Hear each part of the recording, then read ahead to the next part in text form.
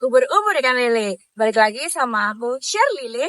Hello guys, welcome back to my channel. Di episode kali ini kita akan membahas tentang asal-usul bahasa Indonesia. Pernah nggak sih kalian berpikir, dari mana sih asal bahasa Indonesia yang kita gunakan sehari-hari ini?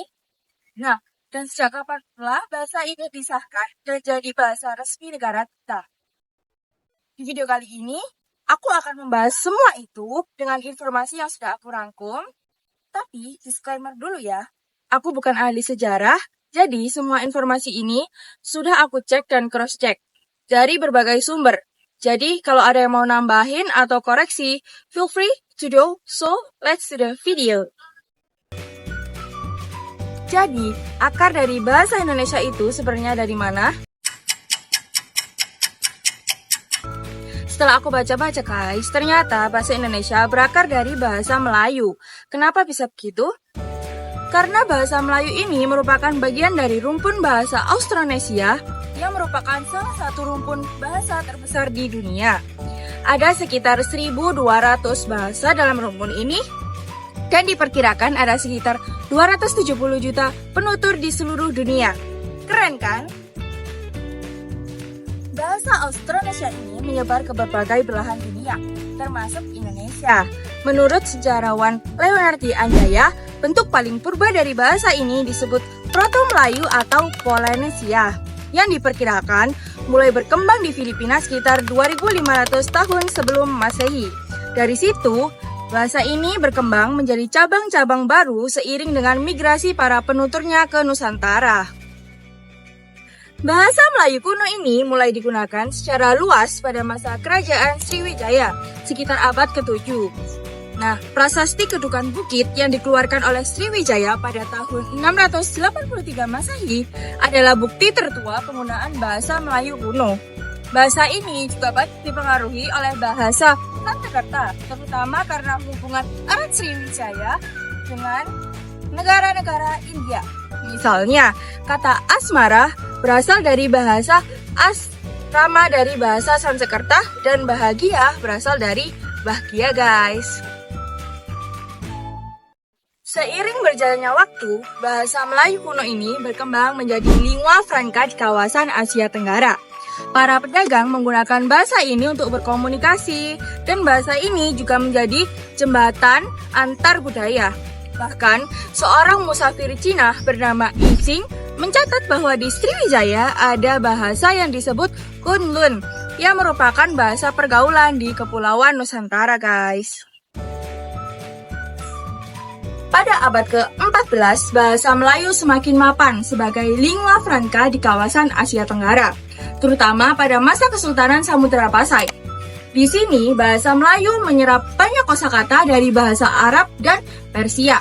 Seiring dengan masuknya pengaruh Islam, kata-kata seperti hadiah, ijazah, dan kabar berasal dari bahasa Arab. Untuk sementara, anggur dan baju sebagai bahasa Persia.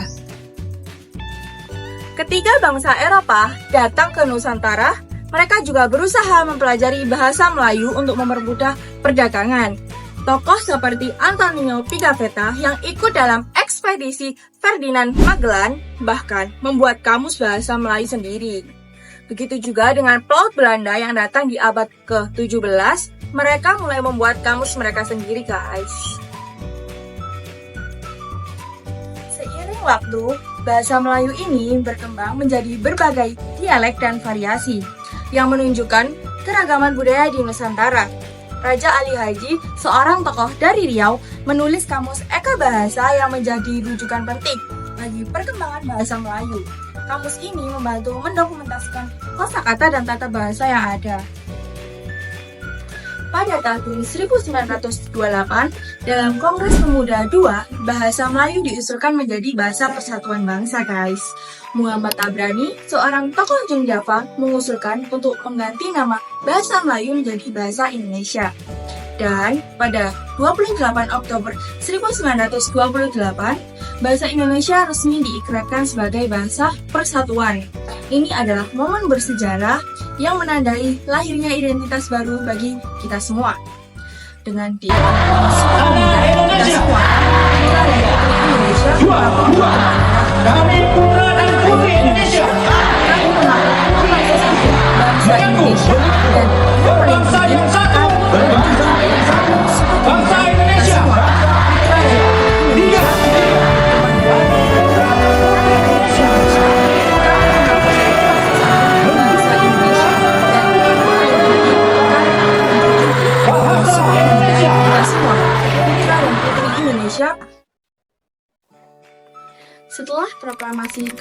kemerdekaan pada 17 Agustus 1945, bahasa Indonesia secara resmi diakui sebagai bahasa negara.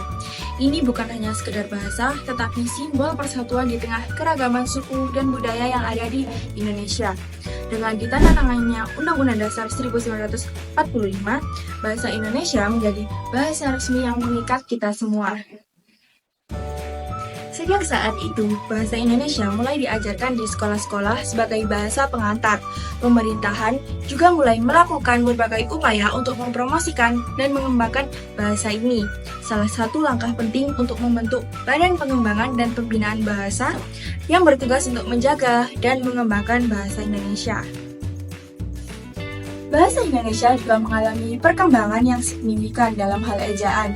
Sejak ditetapkannya ejaan Font of Writing pada tahun 1901, bahasa ini telah mengalami beberapa perubahan ejaan. Misalnya, ejaan Serwandi yang berlaku dari tahun 1947 hingga 1972, dan ejaan yang disempurnakan oleh EYD yang berlaku dari 1972 hingga 2015. Saat ini, kita menggunakan ejaan Bahasa Indonesia atau EBI yang mulai berlaku pada tahun 2015, guys.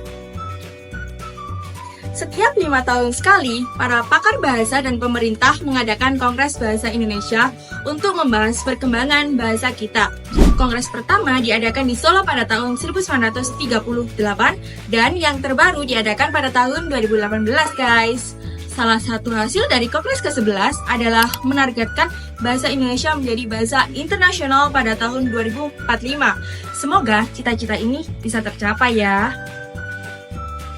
Jadi, bisa kita simpulkan bahwa bahasa Indonesia berasal dari bahasa Melayu yang telah diperkaya oleh berbagai bahasa lain seperti Sanskerta, Arab, Persia, dan Eropa.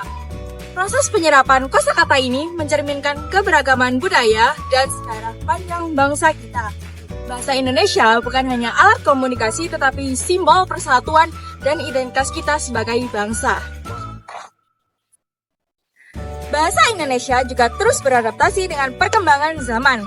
Di era digital ini, kita melihat banyak istilah baru yang muncul, terutama dari teknologi dan media sosial. Misalnya, kata-kata seperti online, streaming, dan vlog sudah menjadi bagian dari kosakata sehari-hari kita. Ini menunjukkan bahwa bahasa Indonesia tidak statis, tapi harus berkembang seiring dengan perubahan zaman.